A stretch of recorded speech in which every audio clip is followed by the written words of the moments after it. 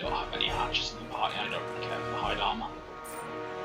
I shall. Pull that crap up and head back towards camp. Oh, in fact, let's see if there's any resting supplies around. So I've run out of spells. Ah, beer! Beverages are excellent. They're a great way to gain damage reduction or extra stats. So this gives me damage reduction for 5 minutes. So I'm actually going to give the beer to him, and I'm going to drink that beer. You can drink items straight from your inventory by dropping them on your character, or you can drink them from the quick bar by selecting your character in the game mode. And you can see the buff has appeared in the portrait. I'm here. Indeed.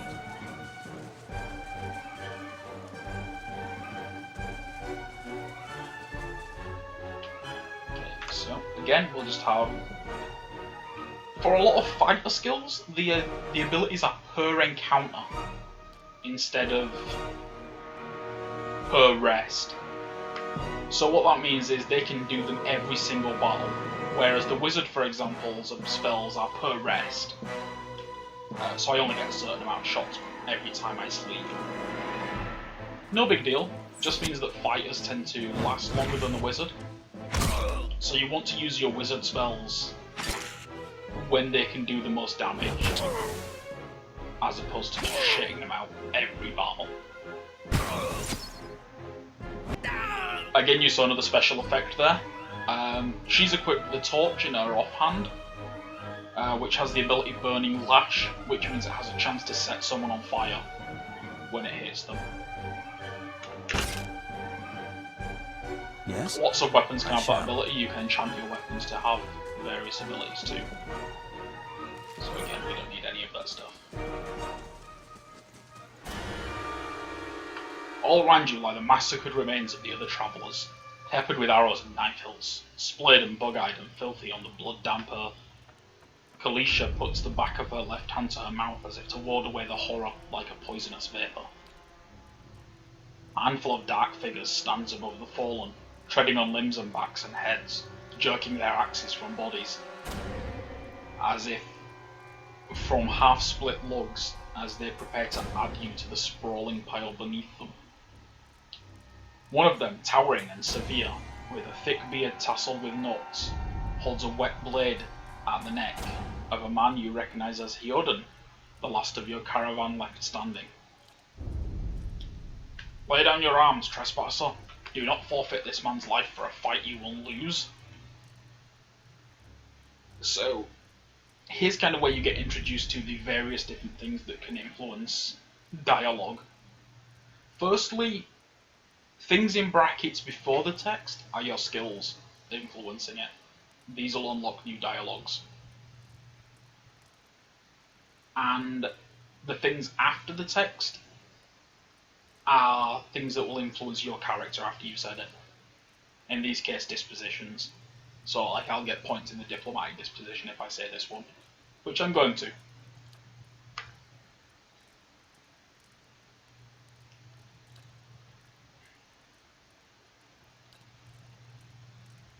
And again here, you see that stats can also influence various dialogue, because I've got over certain amounts. These will actually affect how this guy behaves here. So let's go with intellect. Judging by the string of animal teeth around your neck, I'm guessing you're worshippers of Galloway. If Galloway told you to stop protecting the ruins, would you? The man frowns motions, as if to swing his axe. Theoden winces, but the blow never comes. Instead, the man cocks his head, intrigued. Of course, but he would not. It is by the command of all the gods that we accept this charge. So again, we're kind of challenging this guy's beliefs here, by being intelligent. It has been known of my people. I see. And what of Galloway's edict, that weakness and age must be purged by youth and strength? So we're kind of saying, like, we're using our intellect and knowledge of the gods to say, hey, you're guarding a crumbly old ruin, but your god stands for, like, renewing the old and weak, like, getting rid of it.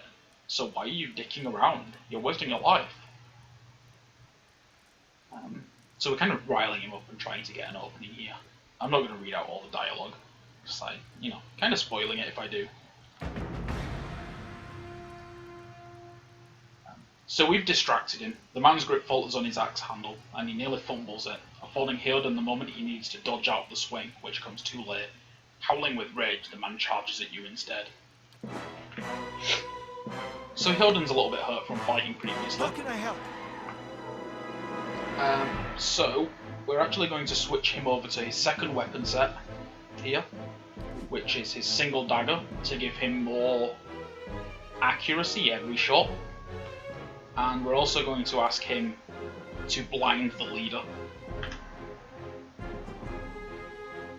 Meanwhile, my mage is going to call on his ability that having a grimoire equipped gives him, which is to unleash raw magical energy from the grimoire. And we're going to use that to decimate that leader if he stays standing still. Hopefully he will. Meanwhile, Kalisha is going to again go for the knockdown. Oh, he isn't standing still. I don't want to fire off that grimoire shot there. I need to reposition that head. Boom! There we go. Oh, Kalisha setting on fire from behind. So we need to change targets for everybody here. And he'll go down in no time. Heoden's actually tanking this really well. They're all dead. Let's put Heoden back over to his faster attacking set. Yerima lies supine on the ground, unable to rise. His companion's now silent among the other dead. His breath comes in wheezing, fitful gasps. He looks not at you, but at the sky above you. Forgive us. Barely audible beneath his choked sighs, a whisper of the wind stirs the air. At this, the man's eyes roll back as he closes them. Good, good, the gods are just. A queer smile crosses his face. I am ready. And you can see the wind starting to blow. It's the Veowick that we were warned of earlier. The wind begins to swirl, whipping around the camp, electric and volatile, upending pots and rattling tents like an angry spirit. You can feel it begin to seep beneath your skin like a jetty beginning to succumb to the surge of the great wave. And where it pierces you, it feels as though it is rending you apart from within.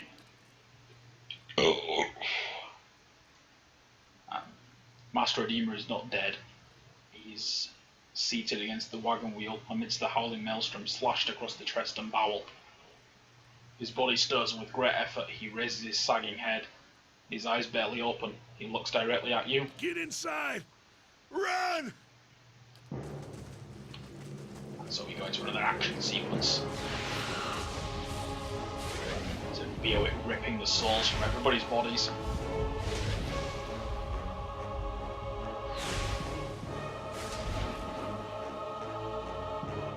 Straining against a gale that threatens to pull you off of your feet with every step. You set your hands in a warm hold of weathered rock and set about pulling yourself up the precipice. With a last burst of energy before your arms give out, you swing yourself up onto the ledge. Heoden trails behind, slowed by injury and delayed by early hesitation. As he nears the face of the rocks, one of the fallen attackers, who had been feigning death, lunges for Heoden and topples him to the rocky ground. Restrained, Heoden lashes out against his fatigued assailants, but struggles to break his hold. They are close to you. From your position, you would have a good chance of hitting your mark. Now, because I'm a wizard, I've got a unique ability here. I believe Ciphers also get this ability. That would normally be the ability to throw your weapon, in which case, yes, you actually lose your equipped weapon. So the things you do in here have consequence. In this case, yeah, I'm going to throw a bolt of energy just because that's my unique action, but having dexterity also allows me to throw a rock. Your aim is true.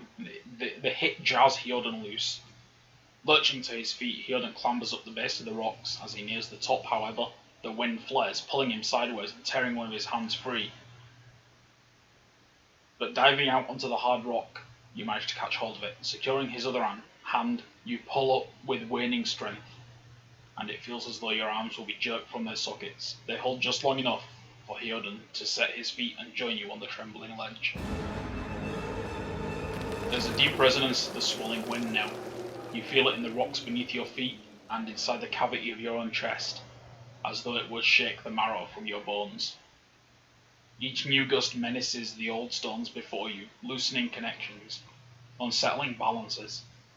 As you dart beneath the old archway, the entire portal begins to fall beneath its own weight.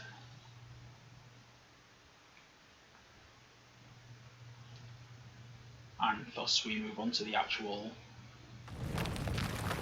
Was that? A Bewick. Had to be. Then we're lucky to be alive. And we're the only ones. We can't stay here. There could be another collapse. We're not getting out that way anyway. Let's get further inside. This is kind of where the game throws you into a small tutorial dungeon and kind of lets you be on your own way. The dialogue here can be different depending on whether Hyoden died or whether he got injured in the previous fight. I shall. He didn't though, so we're kind of just moving on. That should be far enough. But what now? We look for another way out. Storm has to die sometime. Doesn't really matter about the dialogue again. Try not to spoil too much. You know, you guys can explore the lore on your own if you decide to play the game. So let's explore the Who is cave. here? See if they left anything useful behind. Oh, we found a camp. Probably from those guys, those like barbarian guys who were protecting the ruins. And here we have camping supplies. Depending on your difficulty, you can carry different amounts of them. Easy allows, I believe, whereas the other difficulties can only allow you like 1 or 2. I think 4 on normal difficulty. But every time you rest that isn't at an inn, it'll cost you camping supplies, basically. So you get like 6 rests. It's provided you've got camping supplies, like to replenish your health out in the field. You can rest anywhere there isn't enemies on screen.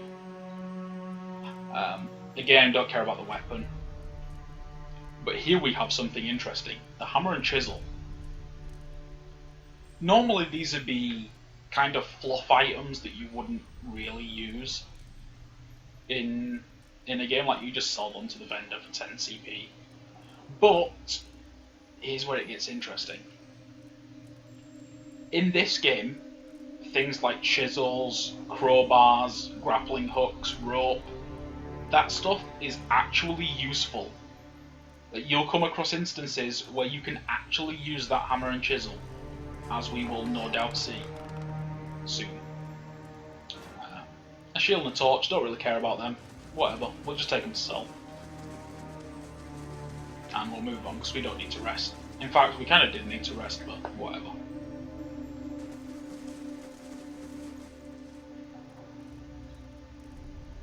Trembling sickly creature emerges from the dark, clutching a spear.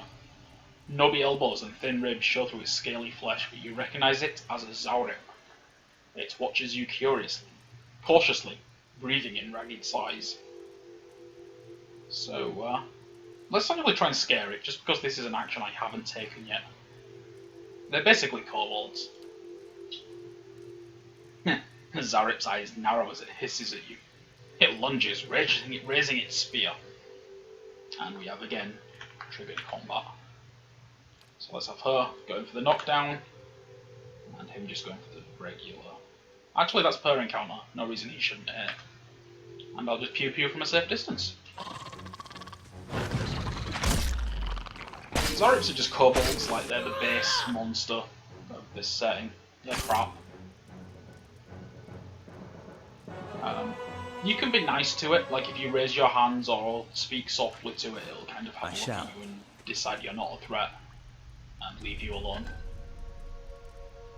Of course, if you want to get to this, you'll either have to kill it or sneak past it, so whatever. Wait, do you hear that? And here we get some more crappy items that we don't really care about. Oh, this one. This is interesting. brilliant blue gem has been sculpted to look like an eye,